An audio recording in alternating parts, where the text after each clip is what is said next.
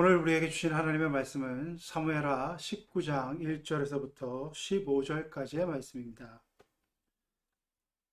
어떤 사람이 요압에게 아뢰어 왕이 압살롬을 위하여 술며 슬퍼하시나이다 하니 왕이 그 아들을 위하여 슬퍼한다 하니 그나라 백성들에게 들림에 그날의 승리가 모든 백성에게 슬픔이 된지라. 그날의 백성들이 싸움에 쫓겨 부끄러워 도망같이 가만히 성읍으로 들어가니라.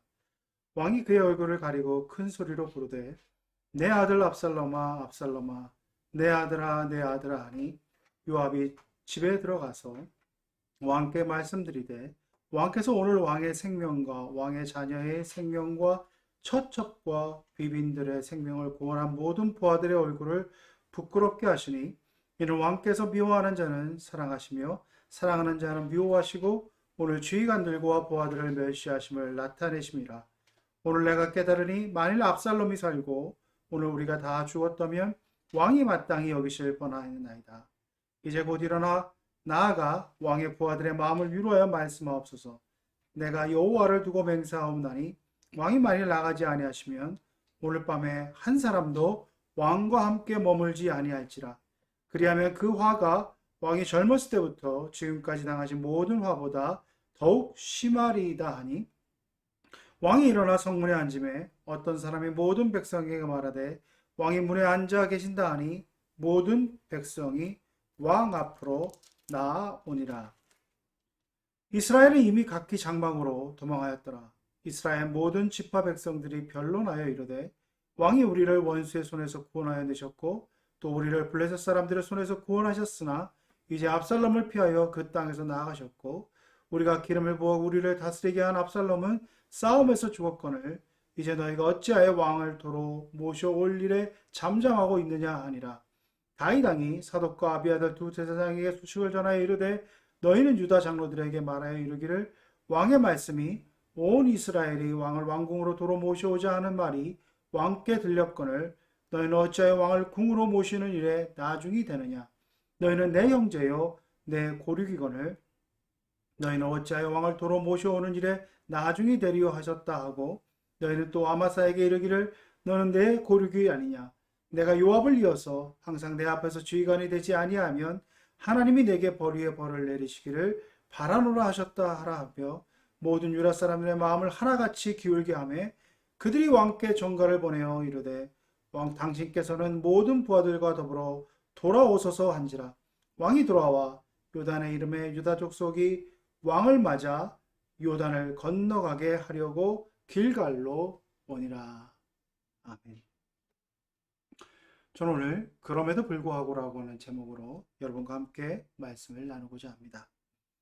사람이 슬픔이 깊어지면 몸과 마음의 병이 들기도 하고 또 화가 깊어지면 자신과 타인의 인생을 해하기도 합니다.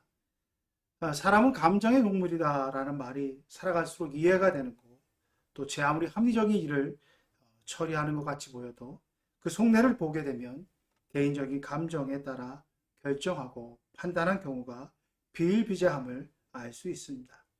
저 자신을 돌아보아도 그렇고 또 사람들의 삶의 주변을 살펴보아도 그것이 종종 우리들 가운데 비수처럼 다가올 때가 많이 있음을 깨닫게 됩니다.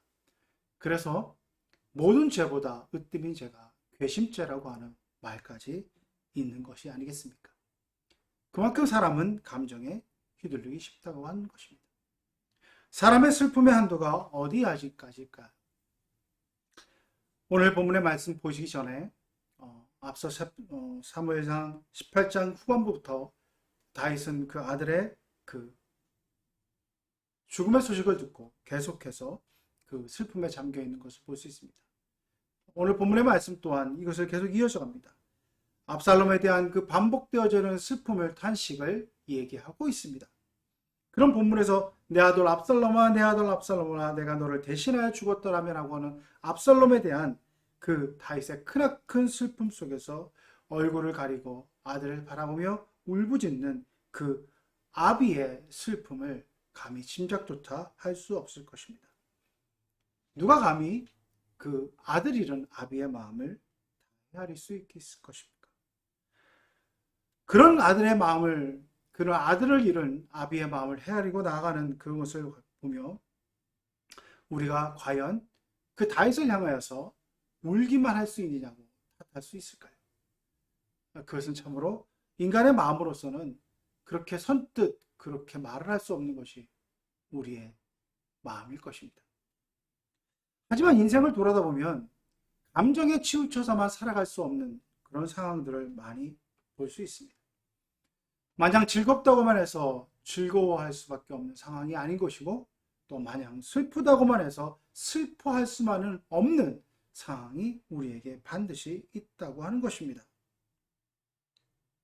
즉, 인생을 살아가면 살아갈수록 감정을 있는 그대로 표현할 수밖에 없는 그 상황보다는 그것을 감추고 그것을 속내로 되새길 수밖에 없는 그런 상황이 우리들 가운데 반드시 많이 찾아오게 되는 것을 인정할 수밖에 없는 상황이 있다고 하는 것입니다. 감정을 느끼고 표현하는 것은 지극히 자연스럽고 건강한 것입니다. 여러분도 그런 말씀 많이 들어보셨을 것입니다. 저희가 어렸을 때는 남자들은 태어나서 3번만 운다. 태어났을 때, 또 부모님이 돌아갔을 때, 또 나라를 잃었을 때, 이런 말이 있었는데 그것은 다 그냥 옛날에 하는 얘기가 아니겠습니까? 남자도 울어야 합니다. 남편들도 눈물을 보여야 되고 남자도 울어야지만이 그것이 건강한 삶이 될 수 있다고 하는 것입니다. 감정을 표현하는 것에 대한 유익함이 있습니다. 그것을 표현하지 않음으로 말미암아 나타나는 마음의 속병보다는 그것을 표현함으로써 나타나는 훨씬 더 유익이 많다고 하는 것입니다. 마찬가지로 하나님 앞에서 우리가 우리의 감정을 있는 그대로 토로하고 있는 그대로 나타내는 것은 지극히 당연하고 또 그것이 바람직하다라고 하는 것입니다. 자신의 감정을 그대로 솔직히 표현하고 기쁨과 감사를 그대로 표현할 뿐만 아니라 때로는 탄식과 통곡하는 일들을 하나님 앞에 있는 그대로 나타내는 것, 그것은 결코 불경한 일이 아니라는 것입니다. 그러나 문제는 그 감정에 너무 몰입되어 감정을 조절하지 못하고 그 감정에 휩쓸리는 그 상황이라고 할 수 있는 것입니다. 즉, 감정 자체에 깊이 빠지게 되고 감정 자체가 자기 연민에 사로잡히게 됨으로 말미암아 그 감정에 휘둘려가 되는 그런 인생을 살게 됐을 때 그것은 반드시 문제가 된다고 하는 것입니다. 감정은 억압의 대상이 아니지만 통제되어야 한다고 하는 것입니다. 그래서 감정 자체에 매몰되다 보면 중요한 것들을 놓치기 쉬운데 이것은 자기 성찰과 자기 연민을 잘 우리가 분별해서 생각해야 된다고 하는 것입니다. 자기 연민에 빠지면 분별력을 잃어버리게 됩니다. 그래서 감정에 휩쓸리게 되지만 자기 성찰은 반드시 필요한 과정입니다. 그래서 우리가 잘 분별해야 될 것은 내가 과연 자기 성찰에 지금 시간을 보내고 있느냐 아니면 이 상황 속에서 자기 연민에 빠져 있느냐라고 하는 것을 잘 분별해야 된다고 하는 것입니다. 그래서 잠언 16장 32절에 이렇게 말씀하고 계십니다. 노하기를 더디하는 자는 용사보다 낫고 자기 목숨을 다스리는 자는 성을 빼앗는 자보다 낫다고 이렇게 말씀하고 있습니다. 자, 오늘 본문의 말씀, 아들을 잃은 아비로서의 다윗의 입장에서는 몇 날 며칠을 고글해도 부족함이 없을 것입니다. 그것이 그렇게 아비된 자로서의 마땅히 나타낼 표현일 수 있을 것입니다. 그러나 다윗은 단순히 아비로서만 머무는 자가 아니었습니다. 그는 한 나라의 임금이었습니다. 많은 백성의 목숨을 책임져야 될 왕이었습니다. 그래서 다윗은 단순히 감정에 휩쓸려서 살아가는 인생으로 머물러 있는 것이 아니라 그 감정을 극복하고 나아가는 인생으로 부름받은 사람인 것입니다. 하나님께서는 다윗이 보여준 그 행위 가운데서 요압이라는 자를 쓰고 있습니다. 요압이라는 자는 다윗 앞에서 그러한 상황에 처해져 있는 다윗의 현실을 아주 냉철하게 지시합니다. 요압의 한마디 한마디는 어떻게 보면 요즘 말로 표현하자면 뼈를 때리는 충고와도 같습니다. 당신의 슬픔 가운데 머물러 있는 것, 그것은 단순히 개인적인 슬픔으로 머물러 있을 것이 아니라 많은 사람들, 즉 지금 승리의 개가를 부르고 당신을 위기 가운데 구해져 있는 많은 부하들을 부끄럽게 합니다 라고 이렇게 얘기합니다. 그래서 3절에 그날의 승리한 날의 싸움에 백성들이 싸움에 쫓겨 부끄러움과 같이 가만히 성읍으로 들어간 것 같은 그런 부끄러움을 겪게 한다고 다윗을 질타합니다. 지도자의 감정 상태가 많은 백성들에게, 모든 백성들에게 영향을 미치기 때문에 지도자는 그 감정에 몰입되어서 살아가는 것이 아니라 그 감정 앞에서 그것을 다스리며 그 감정 앞에서도 하나님의 뜻을 찾아나가는 그러한 자로 자신을 세워나가야 됨을 깨닫게 해주는 것이라고 하는 것입니다. 요압은 그런 일을 위해서 부름받은 사람입니다. 그래서 어떻게 보면 너무나도 가슴 아프고 너무나도 정말로 냉철하여서 이것이 과연 이렇게 슬픔을 당한 아비아의 앞에서 할 말인가 할 정도의 그 말들을 하고 있습니다. 그런 말 앞에서 다윗은 자신의 감정을 추스립니다. 자신의 감정을 추스리고 그 감정을 추스린 이후에 다시 백성들 앞에 섰습니다. 그래서 본문의 말씀 그것을 성 앞에 성문에 섰다라고 표현합니다. 다시 공적인 자신의 신분 앞으로 돌아와 그것을 백성들 앞에 보였다라고 하는 것입니다. 다시 한번 그 백성의 중심에 섰다고 하는 것입니다.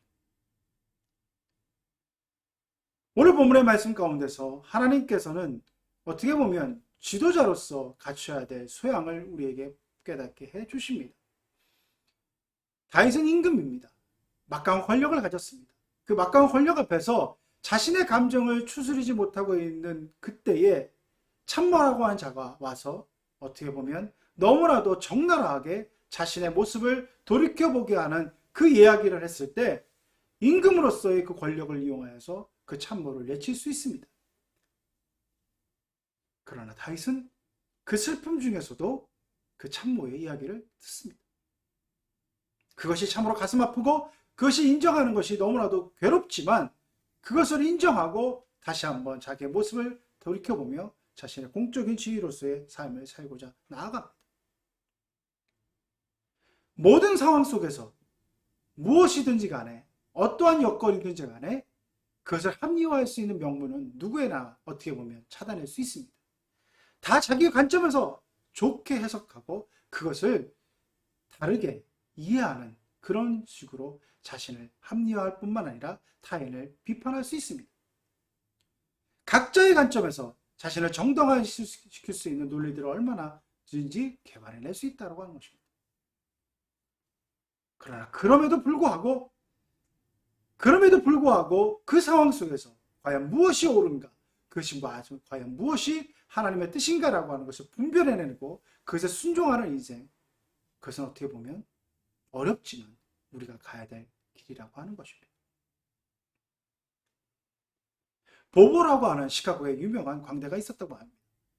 그 사람은 많은 사람들을 웃고 울게 하는 광대 역할을 충실하게 감당하는 인기가 있었는데 그 보보라고 하는 광대가 어느 날 공연을 앞두고 있을 때 그가 가지고 있는 그 공연 앞에 중요한 순간에 어머니가 돌아가셨다고 하는 부음을 접하게 되었습니다.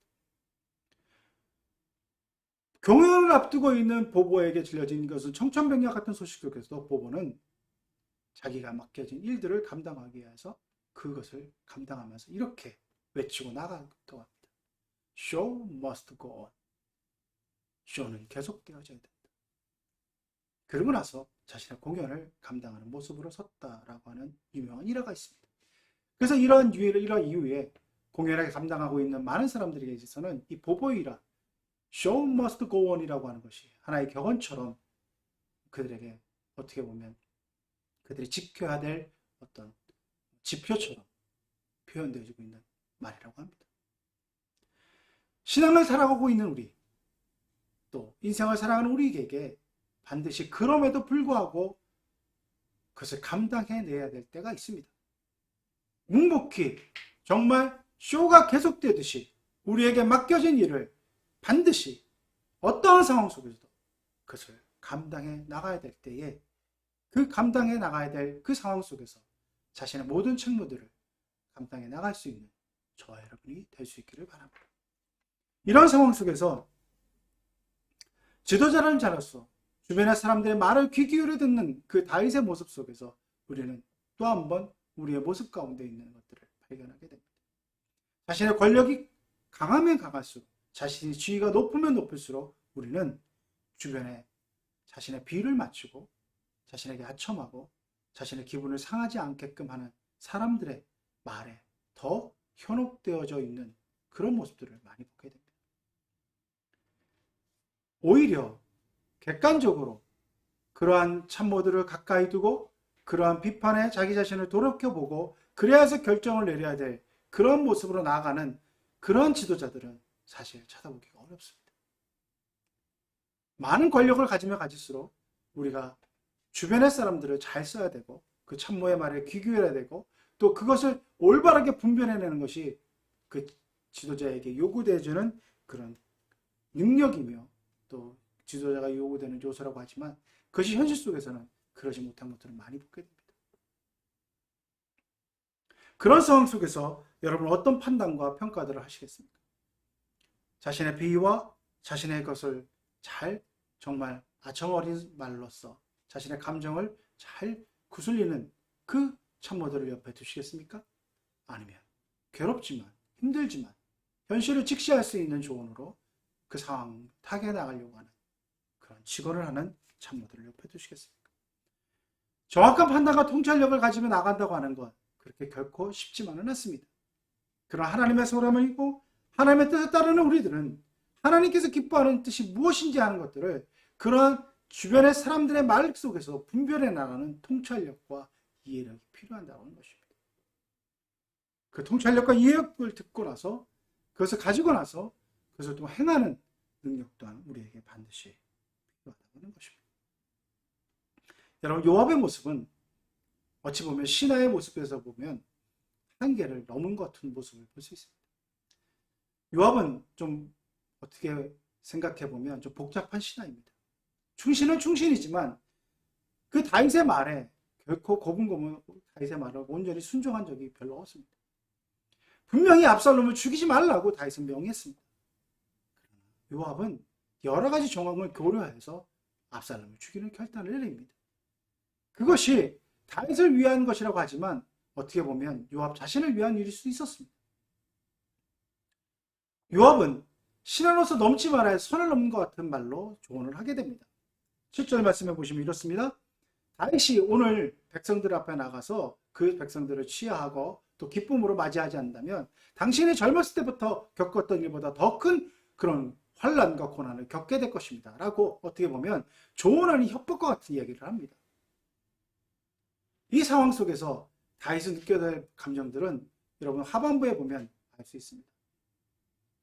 다윗은 오늘 본문의 말씀에 그런 것들을 감내하며 자신의 감정들을 어떻게 보면 선을 넘는 것 같은 그런 조언 속에서도 그것을 감내하며 그 요압의 얘기를 듣고 그것을 받아들입니다.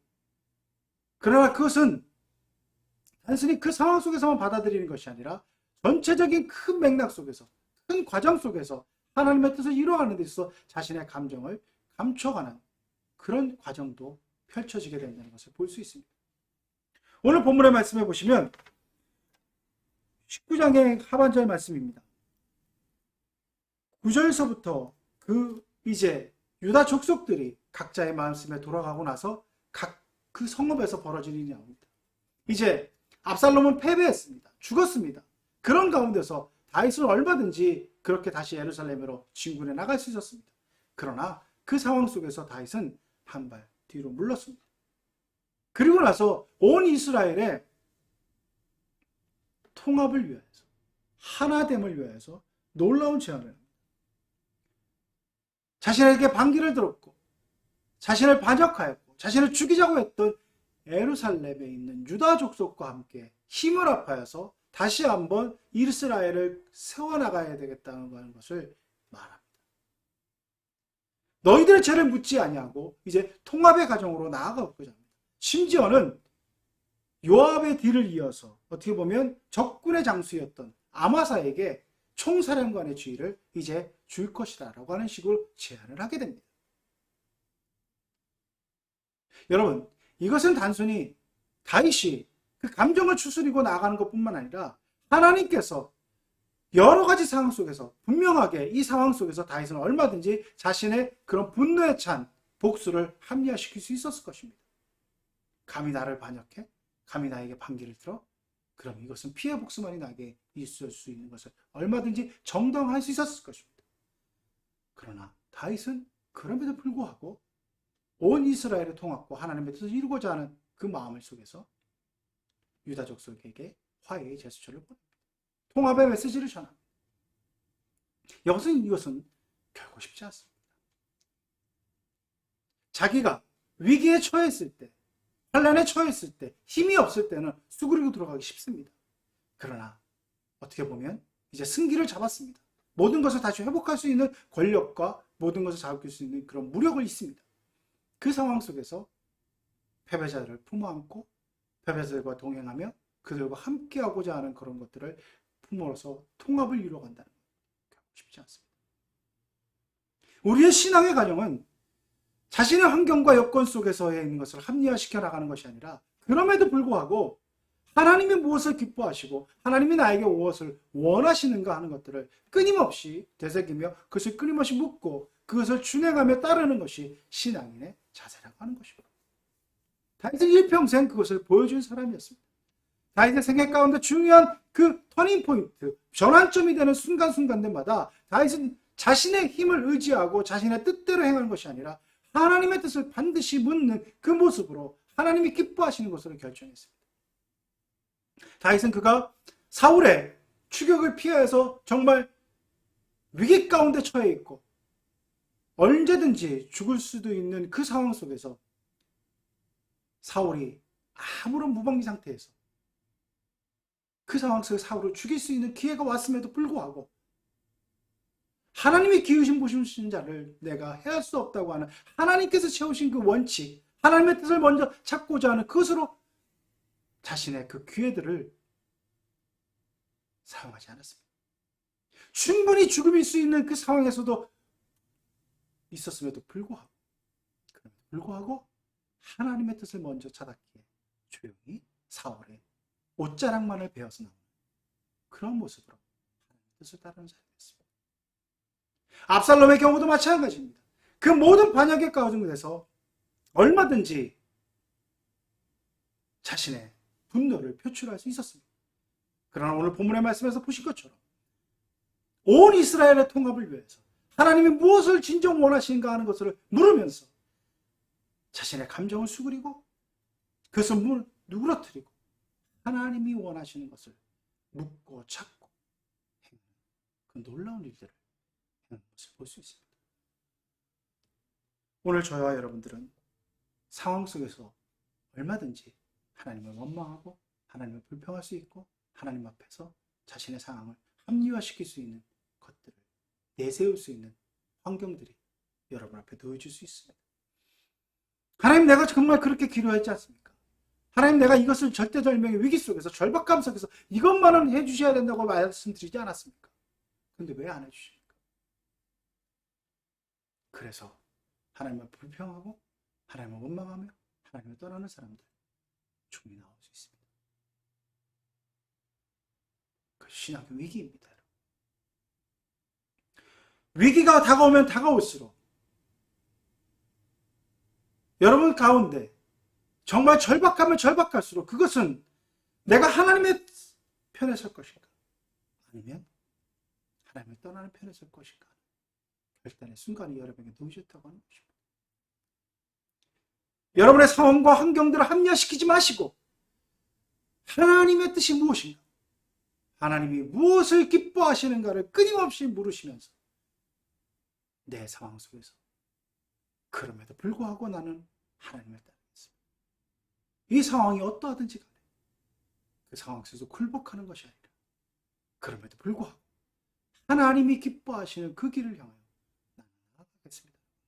결단으로 다윗의 행한 같은 그런 결정들, 또 그 삶의 모습으로 궁극적으로 승리하며 하나님 앞에 영광 돌리드리는 저와 여러분 될 수 있기를 간절히 바랍니다.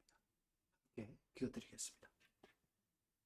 하나님, 우리는 우리에게 주어진 환경과 여건 속에서 우리를 합리화시키고 우리를 변명하고 우리의 계획과 우리의 결단들을 정말로 변명하고자 하는 그런 모습으로 살아갈 때가 얼마나 많은지 모릅니다. 하나님, 위기 속에서 하나님 저에게 왜 응답하지 않으십니까? 하나님 왜 이 길을 정말 극복하고 해결해 주지 않는 모습으로 저에게 다가왔습니까? 그런 모습으로 자신을 변명하고 자신을 합리화하는 것이 아니라 어떠한 어려움과 어떠한 환경 속에서도 어떠한 위기 속에서도 하나님이 기뻐하시고 하나님이 원하시는 것들을 결단하며 그것을 행함으로 말미암아 그 삶의 모습으로 하나님의 살아 역사하심과 하나님의 능력을 증거하는 우리 모든 신앙인들 될 수 있도록 주의 역사하여 주시옵소서. 아버지 하나님, 우리의 믿음은 말에 있는 것이 아니라 행함에 있고 능력으로 나타나는 것 하는 것을 우리가 삶으로 증거해 나갈 수 있도록 우리를 인도하여 주옵소서. 예수 그리스도 이름으로 간절히 기도드립니다.